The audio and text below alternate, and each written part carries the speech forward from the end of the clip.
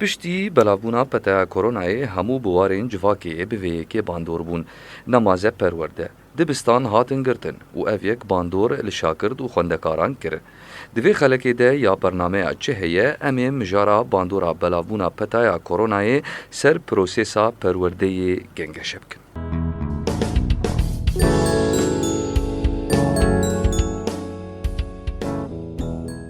یک جه چار سریین هری بربچاف بو گوشاکرد خوندنا خواه لمالی بردوان بکن فیربونا آنلاینیه لی اویک لگوری هوالاتیک جدیر که نگون جاو بو. راسته وضعي وقل لك دراسيا تراجع بوارد شيبو أو جيب سبب دراسة وهموها تسكن عندن فتركي باش هي فكرتوا أونلاين درستان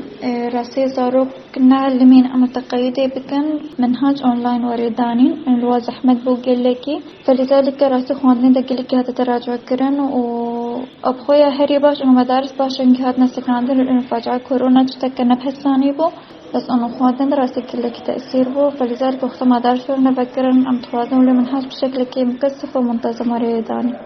ليه هفولاتيك دن دبينا كوفيربونا أونلاين جسفري دسبيكر وأذ باندور الخوندكاران كر هر وسا دبيجا كوما مستا زاني ناوان بفيربونا أونلاين تونيا لورا برزگريكك درخست هولي. تأثيرتي باش بي أم نحاضر بمشيلة راستي هناكي تقصيرها بي أم نبرك هاتي بين تعليم زيد الجم مثلا بجم خوانده كارانه بي أم قلتي راسي في تأثير بي إشاء اختي تشتك تأثير كو اختي تفيدة أنها حاضر بي تأثيركي باش دي دورا خباب دي مثلا جهة تفيدة راستی تأثیره وی بی یعنی هیوید کن چهتر چه به هیوید کن باشتر به بس تأثیره خود باش چه بی نه حاضر بی زور کمت ده نگله کی جیر بی استاذ ما تعلیم بدن کن زمان کردی بدن او عادت ولی حاضر واره نبین همه جی وقتی مبیجش صفر دسته کرن انسان حتی امی بین استاذ تعلیمی و درس دان و طلابه راستی تأثیرک باش کرد ام نحاضر بجرا هي قال جرا دجا ام هيدي روجي وري باشتر به لآلیکی دن هوالاتیک بالی دکشینه سرویه که او دبیجه کو پرورده او دبستان نتنه به بلافبونا پتایا کورونای باندور بویه لیبلی بروشا سیاسی و یا آبوریجی باندور بویه خودی پشتی وی جایحا کو درکتی و يعني مثلا كورونا نه مثلا كورونا تنيجي مثلا انه اوضاع و احداثي كو شي بن سوري دج دسبيكي حتى وكانها تأثيرك أخويا مازن جهاندا جواكي وجهاندا منطقي وجهاندا طلابة يعني تدبيني ومثلا إنه مثلا مدارس جي بشكل هناكي نافجي بدو كتن ناف برا مثلا إدارة ذاتي ده وناف برا دولتي ده ويعني تقابلها خلكي إنه كاج خواندنا نوره زماني نوره زماني كردي نوره هيا يعني أف جيروكها قالك در كتن وجبون مثلا ام بيجن والله هي طلاب هبون هي جريداي بون مثلا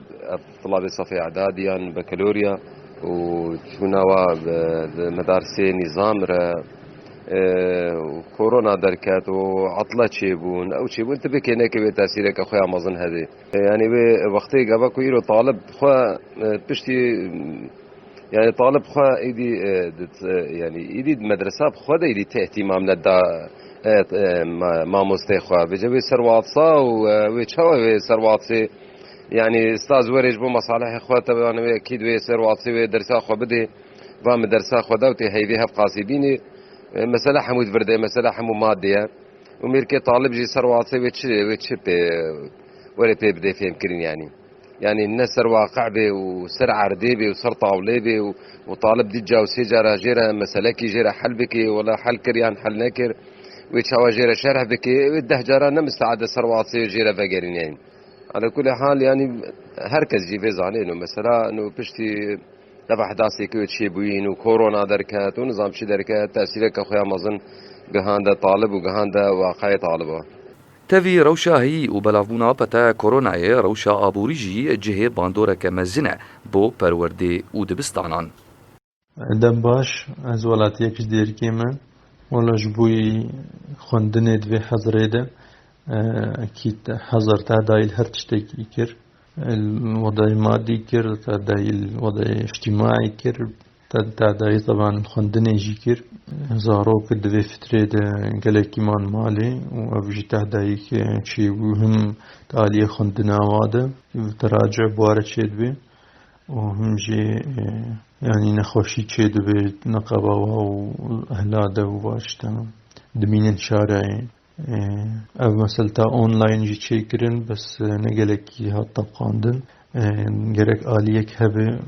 muraqaba ve mutava'a ve betir bekirin و فعلا بيطبقاند هردم چارەسەری پێکانن لێ گەڕ بزانەبوون بێنە پێکانین ئەو ژی گرێدایی هەفکاریا دناوبەرا شێنی و بەرپرسێن پەروەردەیە لە هەرەمێن باکوور و ڕۆژهەڵاتی سووریایê.